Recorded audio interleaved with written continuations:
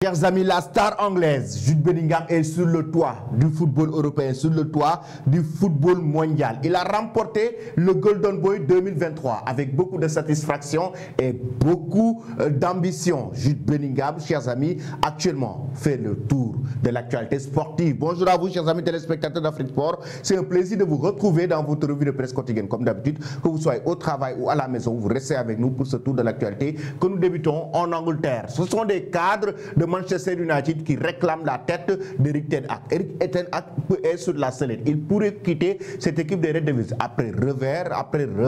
Il faut rappeler que Manchester United a sombré à un moment donné en crise. Et récemment, on a vu comment ils ont été tenus en échec par Galatasaray. Dans les Express Sport et Star Sport qui nous évoquent carrément, ce sont ces cadres qui sont en train de pousser Eric Ten Hag vers la sortie. On peut citer Rashford, on peut citer Martial, mais aussi il y aura d'autres joueurs carrément dans le vestiaire qui ne sont pas d'accord par moment par les décisions d'Eric Ten Hag, raison pour laquelle actuellement la direction est en train de réfléchir s'il va maintenir l'entraîneur néerlandais ou pas. Vous donnez vos avis en commentaire par rapport à cette situation. Ensuite, du côté de la France, c'est l'affaire Galtier et qui fait la une du quotidien L'équipe. Ils accusent, titre le média français, nos révélations à 10 jours du procès Christophe Galtier pour discrimination et harcèlement moral. L'ex-dirigeant Julien Fournier, mais aussi des membres du staff et des joueurs niçois dont Jean-Claire Tolibo ont apporté des éléments à charge aux policiers. Galtier dénonce un règlement de compte, a carrément évoqué les révélations du quotidien L'équipe en page intérieure. Si vous regardez bien affaire Galtier,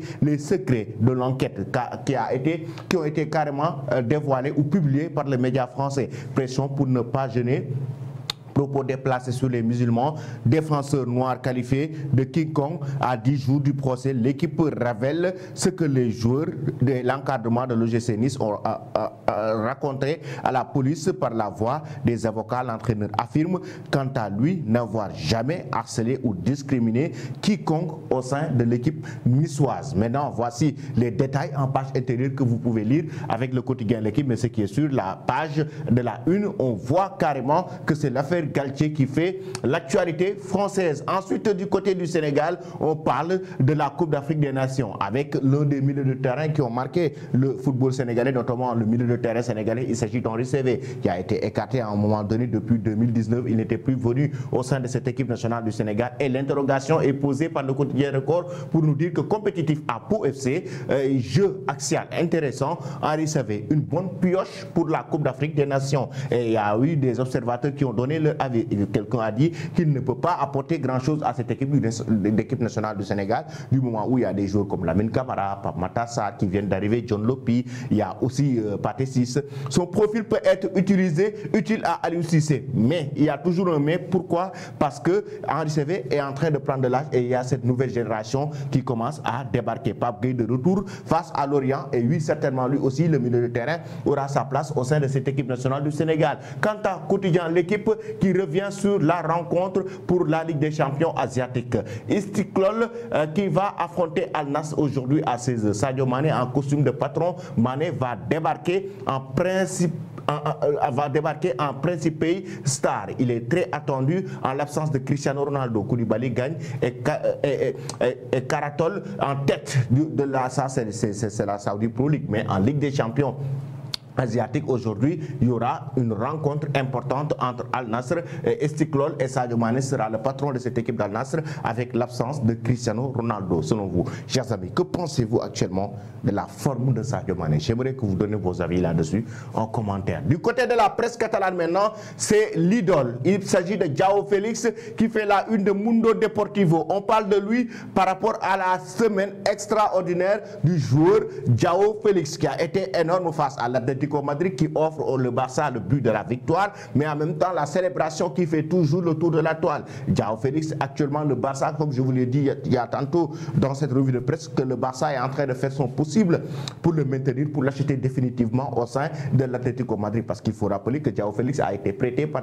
les Colchoneros à cette équipe catalane. De l'autre côté, l'FC Barcelone qui est en train de trembler, inquiet pour qui Ter Stegen à cause de sa blessure au dos, et il est en train de réfléchir s'il va subir une opération chirurgicale mal ou pas, mais ce qui est sûr, c'est que la révélation Iñaki Peña a été énorme face à l'Atlético Madrid et est en train de bien assurer l'intérim avec l'absence et la blessure de Ter Stegen, et le Barça est en colère, le Barça tremble, inquiet. Pourquoi? Parce que c'est la première partie de la saison que Ter Stegen se blesse au dos et il va falloir faire une opération, et s'il fait une opération, ça veut dire qu'il va rester 2 semaines sans jouer au football. Ensuite, du côté de la presse madrilène, on parle du ballon carrément de l'Euro 2024. Un ballon Chivato, un ballon carrément de l'Euro 2024 en Germanie qui aura lieu en juin et juillet 2024. Le tirage au sort a déjà été effectué, on le sait, on connaît déjà les différentes poules, et là ce sera l'Euro 2024 avec l'équipe de la Fuente qui va venir pour essayer maintenant